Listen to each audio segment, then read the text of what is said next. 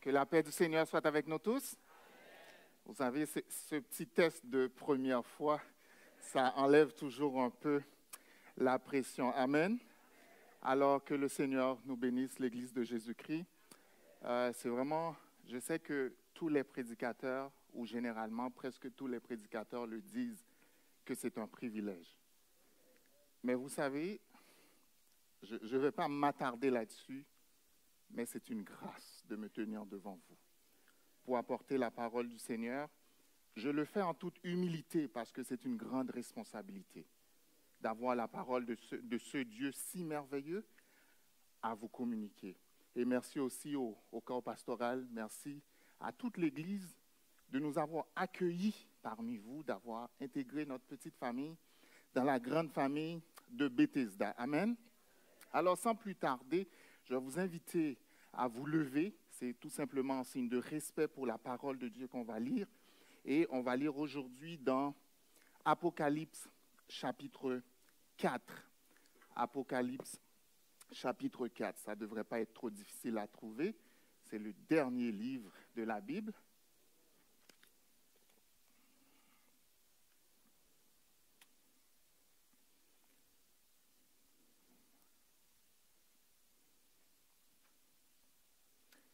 Apocalypse chapitre 4. Je vais lire les 10 premiers versets et nous lirons ensemble le 11e verset, parce que je dois aussi vous faire travailler ce matin. Vous êtes là avec moi?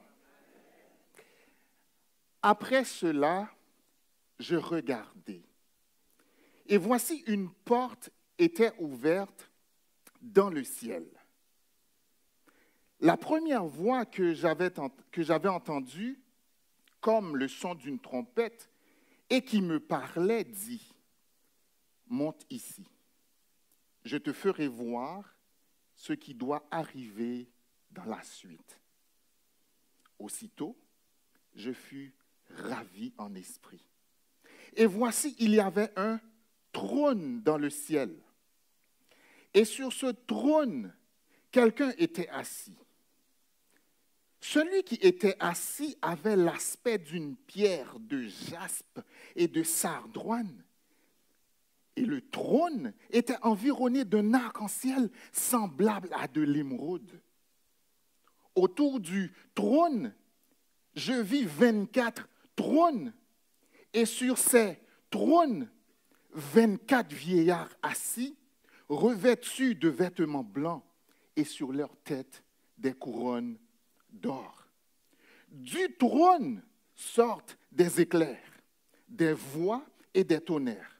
Devant le trône brûlent 7 lampes ardentes qui sont les 7 esprits de Dieu. Il y a encore devant le trône comme une mer de verre semblable à du cristal, et au milieu du trône et autour du trône, il y a 4 êtres vivants remplis d'yeux devant et derrière. Le premier être vivant est semblable à un lion. Le second être vivant est semblable à un veau. Le troisième être vivant a la face d'un homme. Et le quatrième être vivant est semblable à un aigle qui vole. Les 4 êtres vivants ont chacun 6 ailes. Ils sont remplis d'yeux tout autour et au-dedans. Ils ne cessent de dire jour et nuit, Saint, Saint, Saint est le Seigneur Dieu, le Tout-Puissant qui était, qui est et qui vient. Quand les êtres vivants rendent gloire et honneur, action de grâce à celui qui est assis sur le trône, à celui qui vit au siècle des siècles, mais les 24 vieillards aussi se prosternent devant celui qui est assis sur le trône et ils adorent celui qui vit au siècle des siècles. Et ils jettent leur couronne devant le trône en disant ensemble, « Tu es digne, notre Seigneur et notre Dieu, de recevoir la gloire et l'honneur et la puissance, car tu as créé toutes choses et c'est par ta volonté qu'elles existent et qu'elles ont été créées. » Amen. Restons debout quelques secondes. Père, nous bénissons ton nom. Nous te louons, nous t'exaltons parce que tu es ce Dieu grand, tu es ce Dieu majestueux, tu es ce Dieu de merveille. Voici ton peuple. Voici ton serviteur devant toi. Fais ton œuvre parmi nous, ô Dieu vivant, au nom de Jésus. Amen. Vous pouvez reprendre place.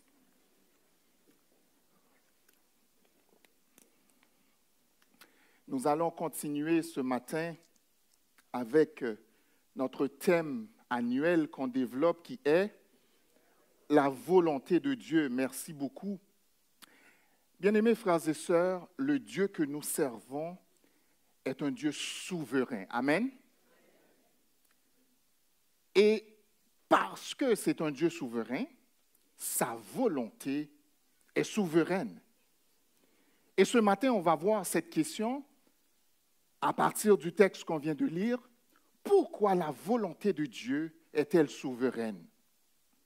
Et comme on a lu dans le texte, la volonté de Dieu est souveraine parce que Dieu est adoré comme le Créateur. Notre Dieu est le concepteur, il est le penseur, l'architecte derrière l'univers et tout ce qu'il contient. Et c'est pour cela qu'il est adoré. On va commencer par une petite histoire que vous avez déjà sûrement entendue. C'est l'histoire de la souris et de l'éléphant qui traversaient un pont. Et pendant que les deux traversent le pont se met à trembler, le pont se met à vibrer, et la souris panique parce qu'elle ne sait pas nager, elle ne sait pas qu'est-ce qui peut arriver pendant que les deux traversent le pont.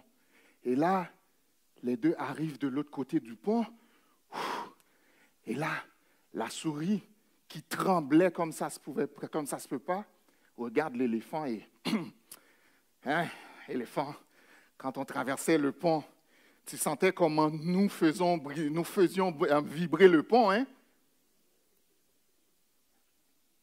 Et vous savez, bien-aimés frères et sœurs, certaines fois, vous et moi, nous nous présentons devant Dieu avec l'attitude de cette souris.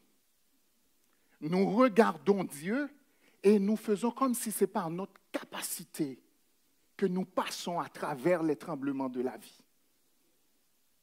Bien-aimés frères et sœurs, vous savez, l'adoration, c'est cette faculté d'offrir à Dieu ce qui lui est dû.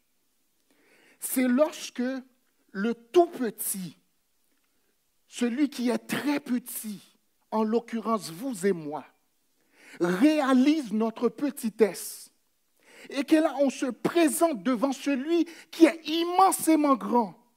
Mais en réalisant sa grandeur, en réalisant sa majesté, en réalisant comment ce Dieu est puissant, bien, on se fait encore plus petit pour rentrer en sa présence.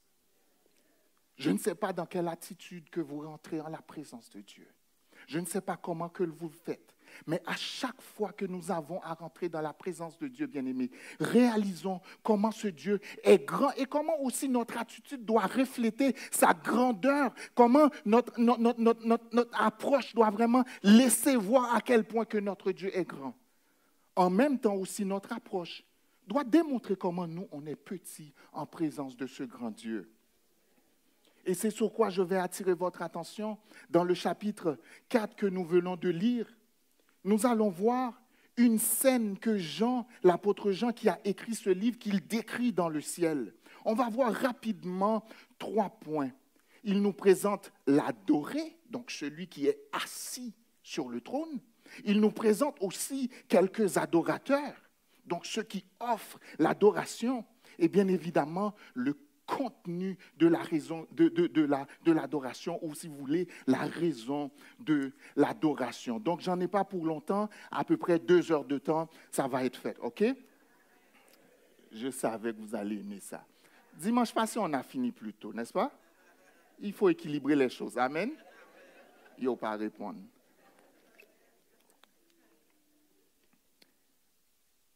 Au verset 1, Jean dit, « Après cela, je regardai.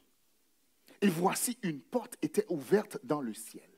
La première voix que j'avais entendue comme le son d'une trompette et qui me parlait dit, « Monte ici, je te ferai voir ce qui doit arriver dans la suite. » En fait, le verset commence par « après cela », donc c'est une indication qu'il y avait avant cela, ok?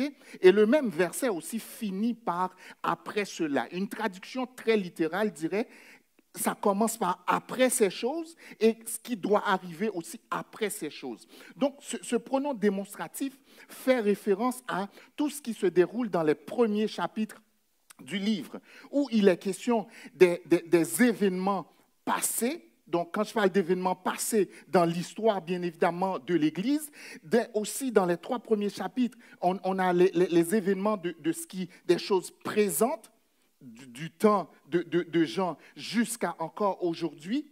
Et le livre aussi, comme on vient de le voir dans le chapitre 4, fait référence à ce qui doit arriver. Donc, dans les 3 premiers chapitres, Jean parle, il introduit le Seigneur Jésus qui lui parle, de qui il a reçu cette révélation. Et il y a aussi dans les deux chapitres suivants, 2 et 3, des lettres envoyées à 7 églises.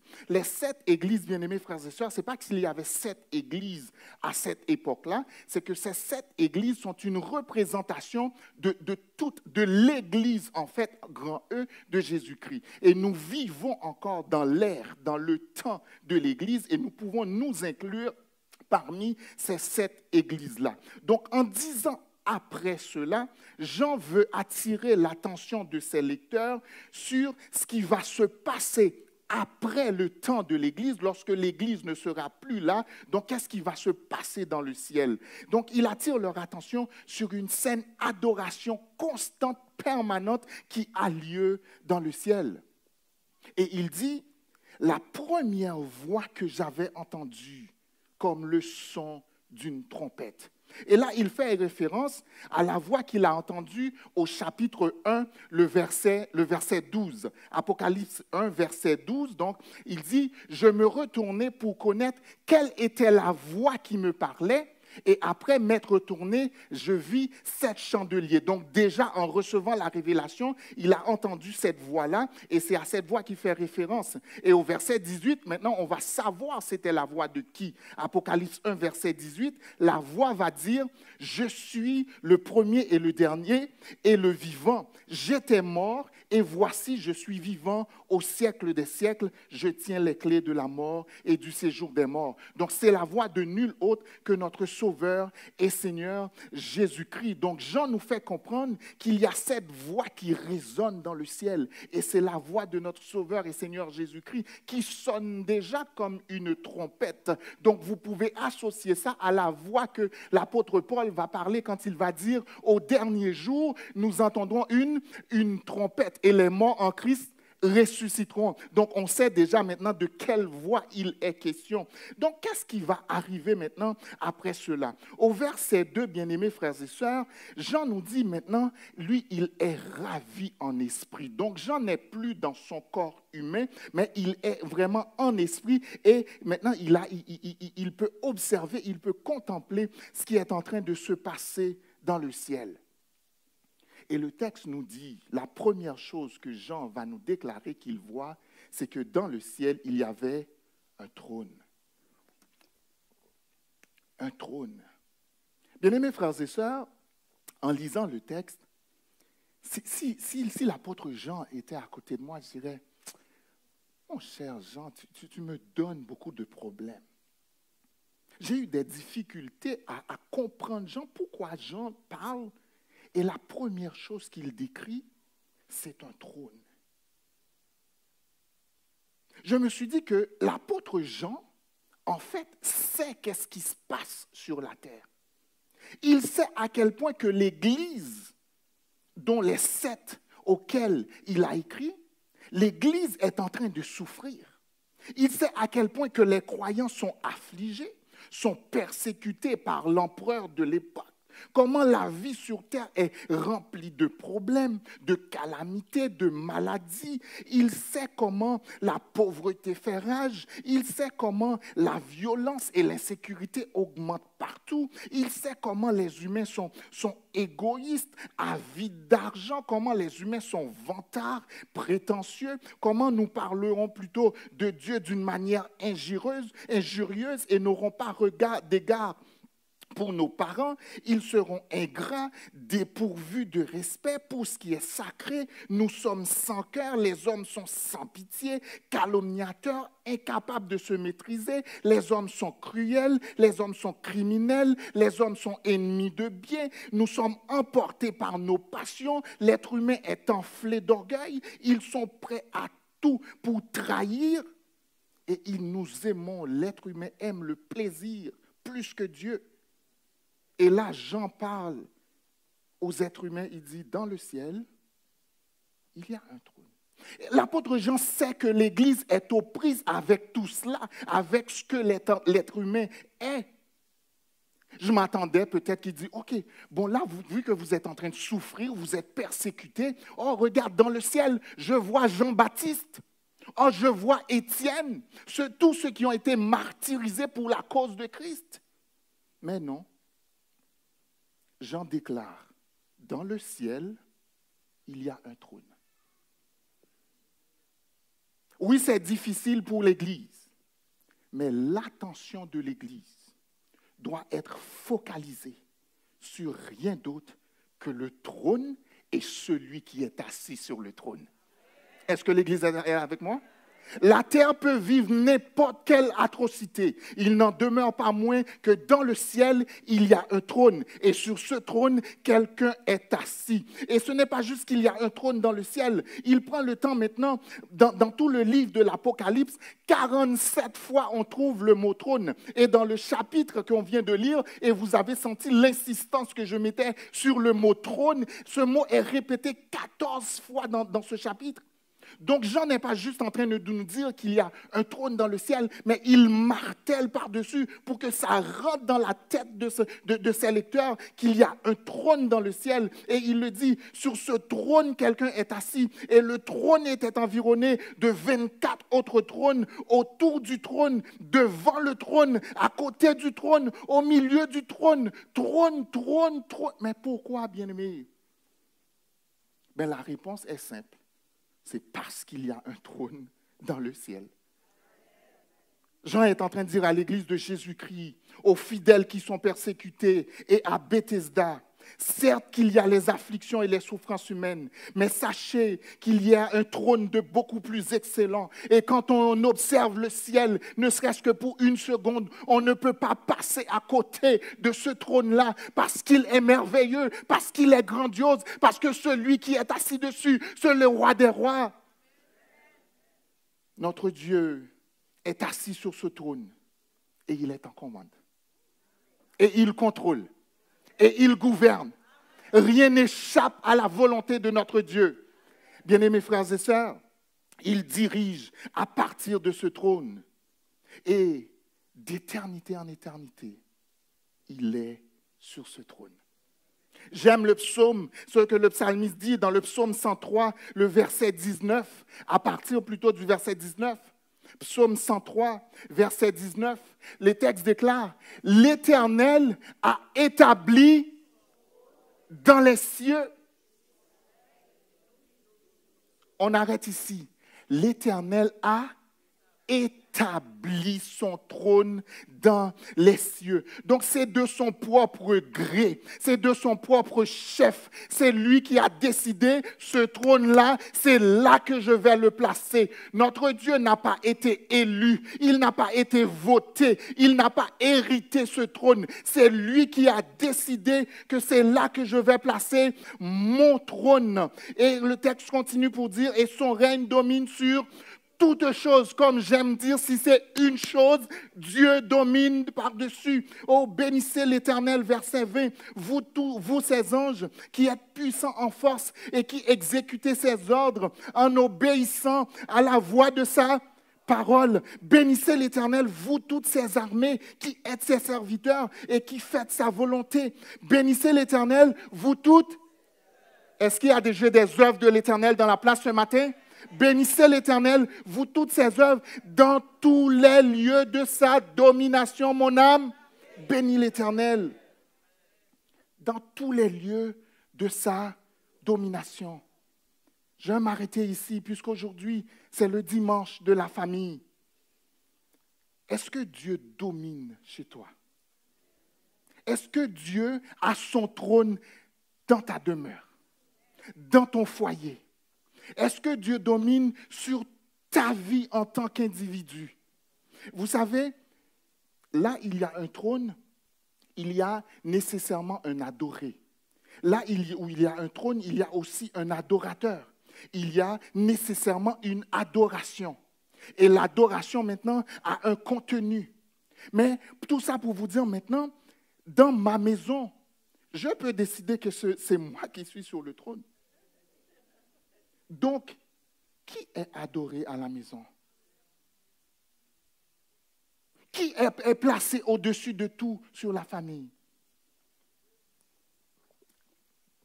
Vous savez, dans le système québécois, dans le milieu de l'éducation, le droit, la politique, la gouvernance, dans toutes les sphères de la société, tout est fait, non pas juste pour qu'on ne parle pas de Dieu, non, tout est fait pour qu'on efface, pour éradiquer, donc aller retirer à la racine toute trace de Dieu.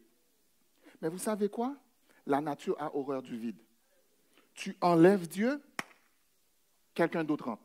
Et c'est à la minute que ça se passe. À la minute que tu enlèves Dieu, quelqu'un d'autre ou quelque chose d'autre prend la place. Si dans nos maisons, nous enlevons Dieu, imagine nos enfants maintenant. Vous savez, dans l'école, je n'avais pas prévu de le dire, mais j'avais entendu ça dernièrement. Dans l'école, dans le système de l'éducation, ce n'est pas juste qu'on enlève les traces de Dieu. C'est que maintenant, l'éducation est faite pour... C'est anti-foi. C'est une éducation qui est anti-foi. On ne fait pas juste éduquer l'enfant, lui montrer maths, sciences, anglais. Non. Derrière ça, à la base de ça, c'est une éducation pour rejeter la foi.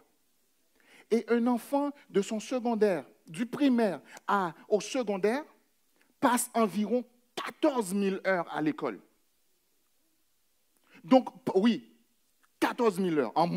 Je dis 14 000 heures, c'est 14 000 heures d'éducation. Parce que l'enfant reçoit en moyenne entre 5 à 6 heures de cours dans la journée. Parce qu'il arrive, il y a les récréations, il y a le dîner, mais à peu près 5 à 6 heures, l'enfant, on est en train de l'enseigner. 5 jours semaine, en moyenne entre 180 à 200 jours par année. Maintenant, tu fais ça de la première année jusqu'à secondaire 5, parce qu'au Québec, l'enfant est obligé d'aller à l'école jusqu'à son secondaire 5. C'est une obligation, garde-le pas à la maison. Donc, 14 000 heures à se faire marteler des principes anti-foi. Si tu trouves qu'une heure, c'est trop pour l'amener à l'éducation chrétienne, bonne chance. Bien-aimés frères et sœurs, mais là, oui, frère Lionel, comment balancer 14 000 heures? Aïe, aïe, aïe, je ne l'avais pas prévu. Mais la Bible déclare, vaut mieux un jour dans tes parvis que 1000 ailleurs. Donc, on va le réduire à sa plus simple expression. Mieux vaut 1 heure dans tes parvis que 1000 heures ailleurs. Donc, les 14 000 heures, mets ton enfant ici une fois, 1 heure par semaine. Par la grâce de Dieu, par la puissance du Saint-Esprit, va renverser l'effet des 14 000 heures. Oh, je le crois, je le crois. Donc, invitez-les, amenez-les parents, amenez-les, venez pour les éduquer aux pieds de notre Seigneur. Amen. Je reviens dans mon texte, Bien-aimés frères et sœurs, Dieu, dans sa souveraineté, Dieu domine. Il est dans les cieux, Mais je peux, en tant qu'individu, choisir, malheureusement, de le laisser dehors, de le garder loin. Et c'est pour ça que nous, les chrétiens évangéliques, nous avons cette responsabilité de laisser Dieu dominer dans nos foyers, dans nos demeures. Parce que ça, chez toi, le gouvernement, en tout cas, il ne peut pas rentrer chez toi pour venir te dire que tu n'as pas le droit de prier, que tu n'as pas le droit d'éduquer ton enfant.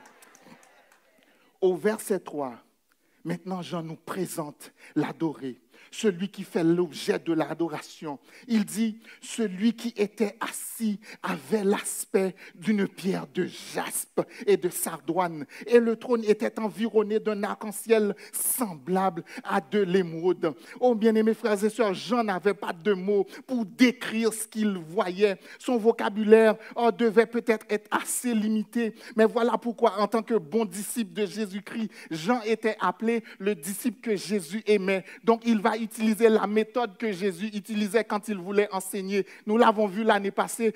Jésus disait, le royaume des cieux est comme, le royaume des cieux est semblable. Donc Jean va faire comme son Seigneur. Il va dire que, oh, ce que je vois sur le trône, celui qui est assis sur le trône est semblable. Donc il a l'aspect d'une pierre de jaspe et de sardoine. Donc dans sa réflexion, il voulait aider ses lecteurs à comprendre le mieux possible ce que lui, il voyait. Donc l'aspect du roi des rois, bien-aimés frères et sœurs, est-ce que je peux te dire que notre Dieu brille? Notre Dieu rayonne? Notre Dieu, dans sa gloire, il est lumière. Alléluia. Bien-aimés frères et sœurs, et c'est la raison pour laquelle, quand je regarde le langage de Jean, des fois, comment il décrit ça pour nous aider à comprendre, je me dis, tu sais quoi? Des fois, quand on rentre dans la présence de Dieu, on n'a peut-être pas les mots. On peut tout simplement se jeter à terre en admiration devant sa beauté, parce que notre Dieu est lumière. Amen. La Bible déclare, si tu n'as pas les mots, ce n'est pas grave. Dans Habakkuk 2, le verset 20, l'Éternel est dans son saint temple, que toute la terre fasse silence devant lui. Ce n'est pas grave, juste être dans la présence de ce Dieu-là. Tu peux ne rien avoir à dire, mais ce n'est pas grave, juste contempler sa beauté. Je ne sais pas, bien-aimés frères et sœurs, comment toi tu décrirais ce roi des rois si tu étais à la place de Jean? Ou le roi des rois que tu sers à la maison, comment tu le décris? Aux yeux des enfants, comment les enfants comprennent qu'on décrive Jésus-Christ? Est-ce qu'on l'élève pour le Dieu qu'il est, celui qui est sur le trône, ou on le place dans un tiroir, puis à chaque Noël, on le sort? Non seulement que le roi des rois avait l'aspect d'eux, il ressemblait à ces pierres précieuses de grande qualité, mais son trône était aussi environné d'un arc-en-ciel semblable à de l'émeraude. Aujourd'hui, on va parler de diamants comme pierre précieuse, mais à leur époque, c'était l'émeraude. L'émeraude, c'est une pierre qui a une petite couleur verte, mais imaginez, c'est surtout pour la grandeur du trône qu'il parle. Imaginez un arc-en-ciel qui part d'un point et qui traverse, qui va à l'autre point, bien-aimés frères et sœurs, et c'est autour du trône. Donc, pour démontrer les dimensions, à quel point que notre Dieu bien-aimé est grand, son trône est grand, sa majesté est grande, pour que tout autour de ce trône se trouve un arc-en-ciel. J'aime ce petit chant qui dit « L'Éternel règne, il est majestueux. L'Éternel règne, il est saint de force. L'Éternel règne, il est sur son trône pour la durée des temps.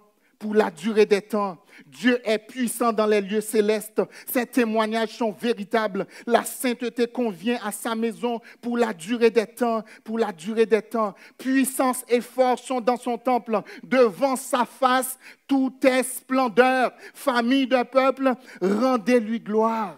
Pour la durée des temps. Pour la durée des temps. À partir du verset 4, Jean nous présente maintenant les adorateurs. Il va utiliser un paquet d'adverbes de lieux pour décrire le positionnement des adorateurs par rapport à celui qui est assis sur le trône. Au verset 4, il dit « Autour du trône, je vis 24 vieillards. » Verset 5, « Devant le trône brûlent 7 lampes ardentes qui sont les 7 esprits de Dieu. » Verset 6, « Au milieu du trône, et autour du trône, il y a 4 êtres vivants remplis Dieu devant et derrière. » Je ne vais pas rentrer dans le détail de chaque adorateur parce qu'il y a un degré de difficulté à chercher à comprendre. Mais comprenez-moi bien, bien-aimés frères et sœurs, que tout ce qui se passe dans l'environnement du trône a pour but et objectif d'attirer l'attention sur celui qui est sur le trône. Est-ce que l'Église est là avec moi? Donc, Dans sa liste, bien-aimés frères et sœurs, Jean nous parle de ces 24 vieillards. Jean nous présente les 24 qui sont autour du trône et qui sont revêtus de blanc, ayant sur leur tête des couronnes d'or. Les commentateurs ne sont pas tous d'accord sur qui sont ces 24 vieillards. Dans les recherches que j'ai faites, moi, je me penche du côté de ceux qui voient dans ces 24 vieillards une représentation de l'ensemble des saints. Donc, tant ceux de l'ancienne alliance, c'est-à-dire ceux qui ont vécu avant Jésus-Christ, tant ceux de la nouvelle alliance, nous qui vivons en Jésus-Christ, bien-aimés frères et sœurs. Donc, le meilleur commentaire, comme on pourrait dire, de la Bible, c'est la Bible elle-même. Si on voit dans Apocalypse chapitre 3, le verset 5, donc c'est à l'église de Sardes que Jésus-Christ s'adresse. Il dit, celui qui vaincra sera revêtu ainsi de vêtements blancs, donc comme les 24 vieillards. Et à l'église de Laodicée, au verset 21, toujours le chapitre 3, il va dire, celui qui vaincra, je le ferai asseoir, où ça? Avec moi sur mon trône, comme moi j'ai vaincu et je me suis assis avec mon Père sur son trône. Et donc on a vu que les 24 vieillards ont aussi leur trône, bien-aimés frères et sœurs. Donc ce ne sont pas des anges, ce ne sont pas les 12 fils de Jacob, plus les 12 disciples de Jésus-Christ, non. C'est vraiment un ensemble de représentations qui représente les croyants. Désolé, hein, je sais que j'ai un débit rapide, mais je vois le temps avancer. Donc Jean nous dit, bien-aimés frères et sœurs, au verset 5, que devant le trône maintenant brûlent 7 lampes ardentes qui sont les 7 esprits de Dieu. Qui sont-ils? C'est encore là une autre représentation de l'Esprit de Dieu dans toute sa plénitude. Le chiffre 7 veut dire ce qui est complet, ce qui est total, ce qui est parfait. Parce que quand on voit dans Ésaïe chapitre 11, le verset 2, donc le texte ici parle de l'Esprit de l'Éternel, mais nous donne toute une grappe de caractéristiques de l'Esprit de l'Éternel quand il dit l'Esprit de l'Éternel reposera sur lui, esprit de sagesse, esprit d'intelligence, esprit de conseil et de force, esprit de connaissance et de crainte. Donc c'est vraiment quand on dit les 7 esprits, mais c'est l'Esprit de Dieu dans toute sa plénitude. Maintenant, on parle des 4 êtres vivants. Qui sont-ils? Bien, les 4 êtres vivants sont extrêmement importants pour la suite des événements qui vont arriver dans le livre de l'Apocalypse. Je ne pourrai pas tout le lire, mais vous pourrez lire dans Ézéchiel chapitre 1. Vous allez comprendre qu'il y a une association qui est faite entre la vision que Ézéchiel, lui, a eue et encore ces 4 êtres vivants qui sont devant le trône. Mais je vais attirer votre attention sur 2 choses par rapport à ces 4 êtres vivants. D'abord, leur position. Le texte nous dit qu'eux, ils étaient au milieu du trône et autour du trône. Il y avait 4 êtres vivants. Et la deuxième chose, c'est qu'ils avaient des yeux partout. Autour, derrière et même au-dedans d'eux, ils avaient des yeux. Donc le fait qu'ils soient au milieu du trône signifie qu'eux, ils avaient une proximité avec celui qui était assis sur le trône. Vous me suivez? Mais le fait aussi qu'ils avaient des yeux partout, ça veut dire qu'ils avaient une vision parfaite de celui qui était assis sur le trône. Et parce qu'ils avaient une vision parfaite, qu'est-ce que les 4 êtres vivants disent?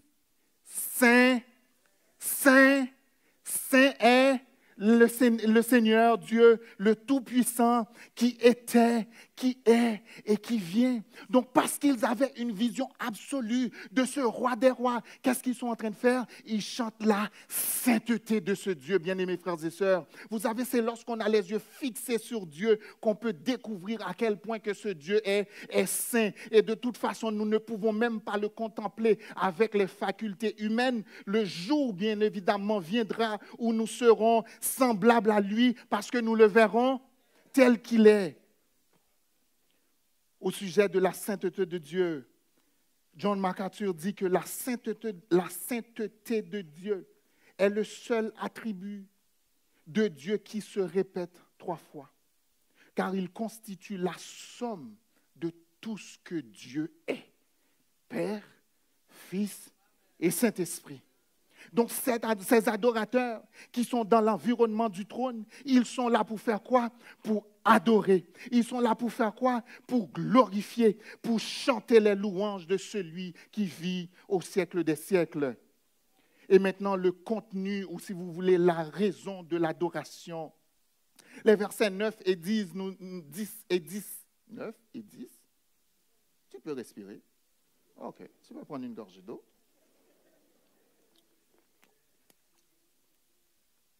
Les versets 9 et 10 disent, vous pouvez afficher avec moi, merci beaucoup. Quand les êtres vivants rendent gloire et honneur et action de grâce à celui qui est assis sur le trône, à celui qui vit au siècle des siècles. OK? Ça, c'est qui fait ça? Les 4 êtres vivants. Ah, qu'est-ce qui se passe? Les 24 vieillards. Ah, pourquoi on l'avait? Pasteur Samuel, je peux t'imiter? Ah! Non, je ne l'ai pas, je ne vais pas le faire, ça ne marche pas. Ou pourquoi on l'avait? Lorsque les 4 êtres vivants commencent à chanter la sainteté de Dieu, les 24 vieillards disent, oh, eh bien nous aussi, on va aussi rentrer là-dedans. Et le texte dit qu'ils jettent leur couronne.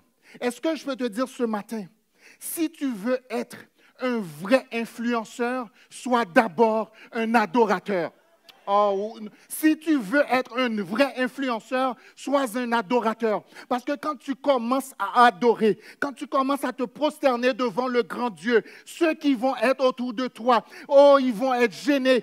Même si la personne était venue pour aller sur WhatsApp, mais si tu es concentré sur le roi des rois, si tu es concentré sur l'adoration, si tu es concentré sur la prière, si tu es concentré sur la parole, tu vas influencer cette personne-là. La déposer le téléphone, non? Le faire aiguise le faire. Lorsqu'on s'assoit en compagnie d'une adoratrice, quelqu'un qui est là pour vraiment contempler la beauté, la grandeur de Dieu, bien-aimés frères et sœurs, on finit par agir. On finit par agir, on a une influence sur cette personne-là. Voilà pourquoi quand tu viens dans le service, concentre-toi. Concentre-toi. Mais l'inverse est aussi vrai. Ceux qui se ressemblent s'assemblent. Si tu t'assois en compagnie des moqueurs, si tu passes ton temps avec les pécheurs, si tu marches selon le conseil des médiseurs, ton adoration va être comme la paille que le vent dissipe. Elle va monter, elle frappe le foie à plafond et elle retombe parce qu'elle va être légère. Mais au contraire, bien-aimés frères et sœurs, en rentrant dans le temple, concentrons-nous sur la présence de ce lieu qui est parmi nous. Évitons les distractions. S'il faut fermer le téléphone, faites-le. S'il faut le mettre sur silence, bien-aimés, mais concentrons-nous sur le roi des rois. Non seulement que là, ils observent les 4 êtres vivants, ils disent, OK, eux, ils déclarent la sainteté de ce grand Dieu parce qu'eux, ils ont la vision parfaite, tandis que eux, c'est les croyants, c'est les saints qui arrivent là. Donc là, le texte nous dit que les 24 vieillards jettent leur couronne. Vous me suivez, bien-aimés frères et sœurs? Jettent leur couronne. Donc, selon que la description que Jean est en train de faire, au verset 4, on a vu, les 24 vieillards ont leur propre trône. Vous êtes là avec moi, l'Église? Donc, ce n'est pas n'importe qui. C'était des êtres victorieux qui ont combattu le bon combat de la foi et qui ont obtenu leur médaille d'or, qui ont obtenu leur couronne. C'était des êtres qui avaient leur propre gloire, ils avaient leur propre honneur. Oh, mais le texte nous dit, oh, quand les 4 êtres vivants ont commencé à déclarer la sainteté de celui qui est assis sur le trône, eux, ils ont pris leur couronne, symbole de leur succès, symbole de leur réussite, symbole de leur gloire, symbole de leur accomplissement, et ils sont allés déposer ça aux pieds du roi des rois. Parce que quand on réalise qui est ce Dieu-là, on ne peut pas garder notre réussite devant lui. En présence du roi des rois, tout succès, tout accomplissement, toute fierté, tout diplôme, toute compétence doivent être déposés en signe d'adoration. Devant la gloire de Dieu, toute réussite, toute couronne perd son importance. Voilà pourquoi les 24 vieillards, maintenant, ils comprennent ce qui se passe et déclarent maintenant leur chant de la création, leur chant d'adoration au verset 11. Ils vont dire, et on peut le lire ensemble, « Tu es dit, notre Seigneur et notre Dieu, de recevoir la gloire et l'honneur et la puissance, car tu as créé toutes choses et c'est par... » Et qu'elles ont été créées. Dis-moi ce qui est trop important, qui t'empêche de te courber devant le roi de gloire, et je te dirai qui tu adores. Dis-moi qu'est-ce qui t'empêche, dans une bonne conversation au Tim Hortons, qu'est-ce qui t'empêche d'amener les enfants à l'éducation chrétienne, et je vais te dire qui tu adores. Je pourrais continuer pour tous les ministères. Il y a quelque chose qui a aussi attiré mon attention en préparant le message. La Bible du semeur, si quelqu'un a cette version, dans le verset, la Bible du semeur dit que les 24 vieillards, ils déposent leur couronne devant le trône. Ils déposent. Alors que la version Louis II qu'on a lue dit qu'ils jettent leur couronne devant le trône. Ah, si on était chrétien là, il t'a déjà campé sous pied. Mais on peut comprendre, c'est correct, c'est correct. C'est correct. C'est correct. Quelle est la différence entre déposer? Bien-aimés frères et sœurs, la notion de déposer implique je choisis selon mes capacités, selon mes moyens, selon ma disponibilité, là où je vais déposer la chose. OK? Oh ben parce que, non, il faut que tu retournes, Lionel. Quand je vois une version me dit déposer et une version me dit jeter, bon, Pasteur Da, comme tu sais, les cours qui nous arrachent les cheveux, là, je prends le dictionnaire, donc je suis allé voir dans la langue d'origine, qu'est-ce qui est écrit. Et là-dessus, second a raison. Mais les deux ont raison, OK? On appelle ça de l'enseignement. La version semeur, c'est une très bonne version. On appelle ça une version dynamique. Ils ont fait tous leurs efforts pour qu'on comprenne en français. Tandis que la version Louis II, ils ont fait tous les efforts pour rester le plus près de ce qui a été dit. OK? Mais les deux nous rapportent la bonne chose. Mais maintenant, en tant qu'adorateur que vous êtes, OK? Je me dis, mais jetez et déposez, bien-aimés frères et sœurs. Comme je disais, en déposant quelque chose, donc je choisis l'endroit où je vais le mettre. Mais en jetant quelque chose, je ne peux pas contrôler les limites et les conséquences.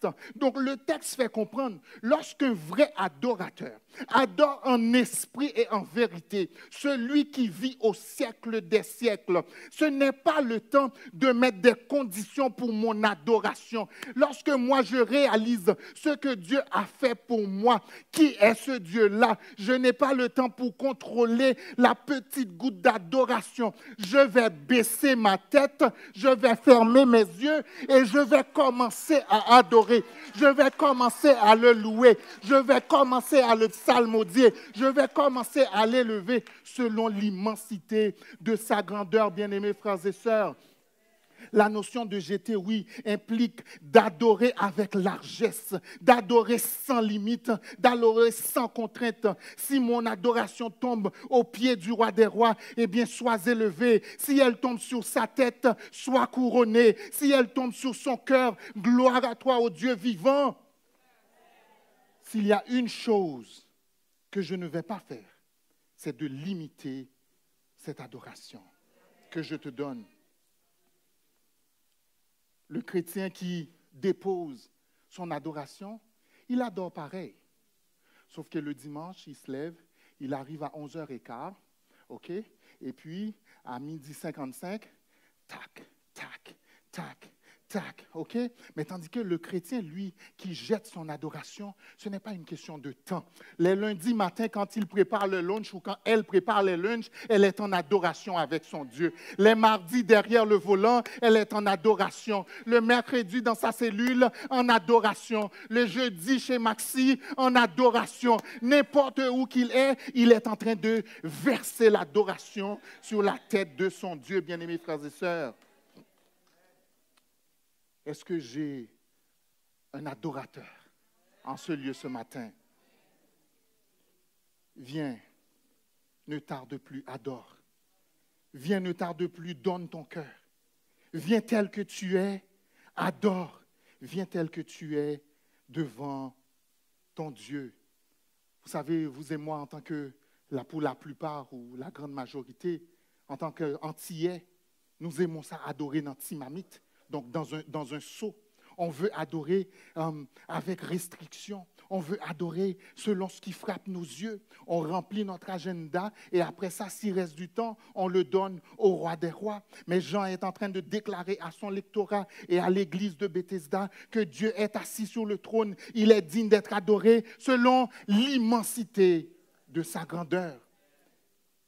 Voilà pourquoi le psalmiste au psaume 95, il nous invite, si vous voulez, vous pouvez lire avec moi, parce que c'est une invitation que l'auteur lance à l'église de Bethesda, lance aux familles, lance à tous ceux qui sont ici. Il dit, venez, chantons avec allégresse à l'Éternel, poussons des cris de joie vers le rocher de notre salut, allons au-devant de lui avec des louanges, faisons retentir des cantiques en son honneur, car l'Éternel est un grand Dieu, il est un grand roi au-dessus de tous les dieux. Il tient dans sa main les profondeurs de la terre et les sommets des montagnes sont à lui. La mer est à lui, c'est lui qui l'a faite, la terre aussi. Venez, prosternons-nous et humilions-nous, fléchissons le genou devant l'Éternel, notre Créateur. C'est par sa volonté que toute chose a été créée, car il dit et la chose arrive. Il ordonne et elles existent. Non seulement qu'il faut l'adorer en fonction de qui il est, sans retenue, sans limite, mais la deuxième leçon aussi pour vous et moi, d'en jeter sa couronne, bien aimé, ça implique aussi, parce que quand je dépose, je dois m'approcher pour le faire. Mais quand je jette, ça veut dire que je lance. Ça implique aussi une notion de distance. Par rapport à ce Dieu saint-là, par rapport à ce Dieu merveilleux-là, bien-aimés frères et sœurs, celui qui s'approche de Dieu doit savoir garder ses distances et le faire en humilité, bien-aimés frères et sœurs.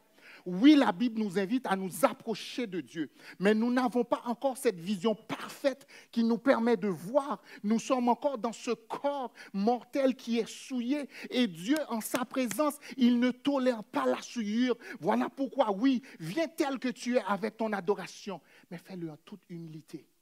Reconnais que tu es pécheur, que je suis pécheur. Dans le mot saint, il y a la notion de mise à part. Il y a cette notion de sainteté et Dieu est à part. Il est séparé de tout ce qui est mauvais, de tout ce qui est péché, bien-aimé. Et la Bible regorge d'exemples des gens qui voulaient se présenter devant Dieu et qui étaient peut-être bien intentionnés. Mais ils se sont présentés avec ce qui était souillé et ils n'ont pas survécu à cause de la sainteté et de la pureté de Dieu. Dans le verset 5 de notre texte, Apocalypse 4, le verset 5. Du trône sortent des éclairs, des voix et des tonnerres. Éclairs et tonnerres sont souvent associés au jugement de Dieu, à sa justice et à sa colère. Raison pour laquelle vous et moi, nous ne devrions même pas être capables, en fait, de nous présenter en ce lieu ce matin. Si Dieu devait nous donner, vous et moi, ce que nous méritions, nous ne serions pas là ce matin. mais gloire soit rendue à son nom, par Jésus-Christ, son Fils.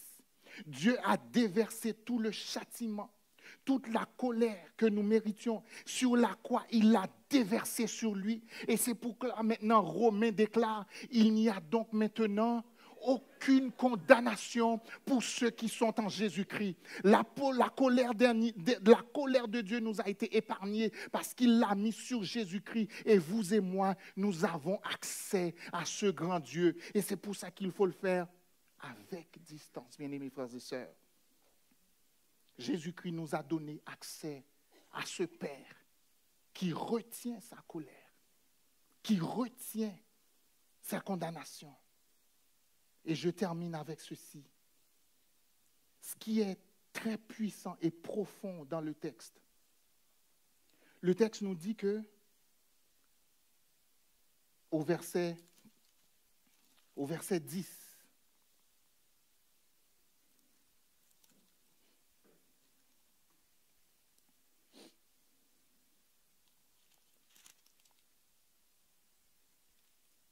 désolé, au verset 11. Tu es digne, notre Seigneur, notre Dieu, de recevoir la gloire et l'honneur et la puissance, car tu as créé toutes choses. Et c'est par ta volonté qu'elles existent et qu'elles ont été créées. On a deux temps de verbe ici. C'est par ta volonté que tu as créé dans le passé toutes choses. Mais c'est par ta volonté qu'elles existent présent, bien-aimés frères et sœurs. Est-ce que vous savez, si nous respirons aujourd'hui, c'est par sa volonté? Si nous avons passé à travers cette semaine, c'est par sa grâce. Dans Job 34, versets 14 et 15, un des amis de Job, Élihu, déclare,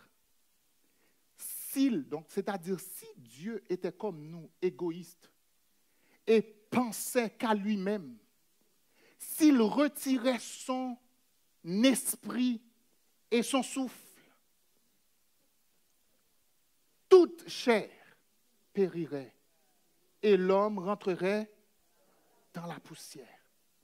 Mais Dieu, dans sa providence, au temps présent, par sa volonté souveraine, nous garde en vie. Est-ce que le peuple de Dieu peut acclamer ce Dieu qui nous garde en vie? C'est par sa volonté que nous existons. C'est grâce à lui que nous existons. C'est lui qui a tout créé et il nous garde, il nous protège, il s'occupe de nous. Bien-aimés frères et sœurs, comme quelqu'un a dit, le théologien Wayne Grudem, toute notre vie devrait être un acte d'adoration. Maintenant, j'achève. Comme l'histoire de cet éléphant et de cette souris au début. Tu passes peut-être par un moment où tu sens trembler le pont de la vie. Tu as peut-être l'impression que tout tient par un fil. En ce midi, sache qu'à travers tout ce que tu as vécu, jusqu'à ce moment présent, sa main puissante te garde. Le contexte familial est peut-être difficile, amer ou même toxique. La santé est peut-être fragile. Les finances sont peut-être difficiles. Tu vis peut-être une situation qui dépasse ton entendement. Tu regardes la chose, tu ne sais pas quoi faire, ni où mettre la tête. Et quand les circonstances dépassent les capacités humaines, souvent, on va regarder à gauche, on va regarder à droite, on ne sait pas quoi faire. Dieu est encore sur son trône. Quand tu vas arriver à la maison, parce que des fois, on est dans le lieu de l'adoration, on est sur la montagne, on est béni, on est édifié. Mais on rentre à la maison, c'est une fournaise. Dieu est sur son trône. Demain matin, tu vas arriver au travail. quand je parle de Dieu, je deviens émotif. Parce que moi, non, je ne peux pas parler de moi, ce n'est pas ça le but.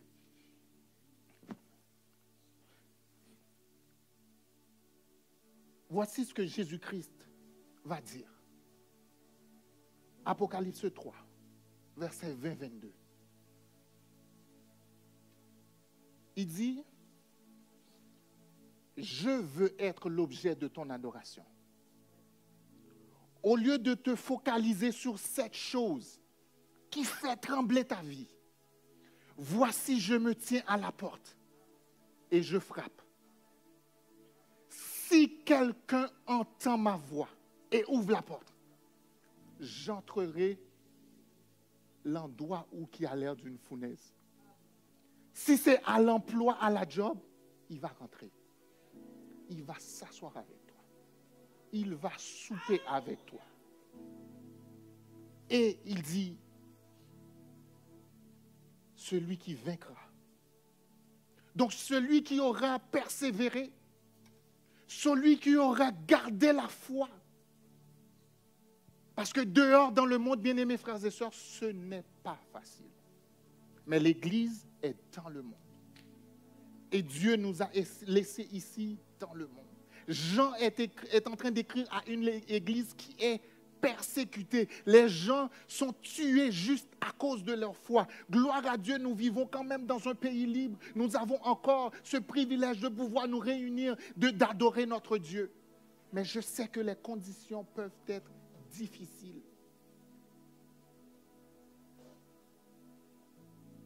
Jésus-Christ veut être l'objet de ton adoration.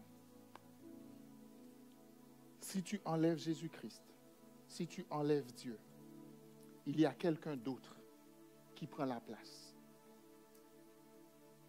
Je ne sais pas qui tu veux adorer. Je ne sais pas sur qui tu veux mettre toute ton attention. Je ne sais pas à qui tu veux dédier cette vie que Dieu t'a donnée. C'est Dieu qui l'a créée. Si quelqu'un pense et croit qu'il dérive du singe des autres, c'est son problème. Mais toi, tu as été créé à l'image et à la ressemblance du Dieu vivant. Et c'est ce que nous croyons. Donc je vais t'inviter à ouvrir ton cœur et à déposer ta vie à ses pieds. Donc je ne sais pas s'il y a quelqu'un ce matin qui voudrait peut-être saisir cette occasion et remettre sa vie à ce roi des rois qui est assis sur le trône. Ta vie, c'est la meilleure adoration. La meilleure acte d'adoration que tu peux faire, c'est donner ta vie à ce Seigneur. Prions Dieu. Céleste Père en Jésus-Christ, Dieu trois fois saint, Dieu fidèle, Dieu de toute éternité. Merci pour ta grâce, merci pour ta bonté. Merci parce que tu es ce Dieu qui a créé toutes choses. Et surtout, merci parce que dans ta volonté, tu permets que chacun de nous ici existe encore ce matin. Et s'il y a quelqu'un, Père, que tu vois, ô Dieu vivant, qui passe à travers une difficulté, qui passe à travers un moment de noirceur, toi qui es assis sur un trône qui brille et où la lumière qui est resplendissante, Père, je te prie de projeter ta lumière, toi qui es lumière, sur cette vie, Père, en ce moment. Et qu'en retour, que toute gloire, que toute adoration te soit donnée, car tu en es digne, au nom de Jésus. Alléluia. Amen.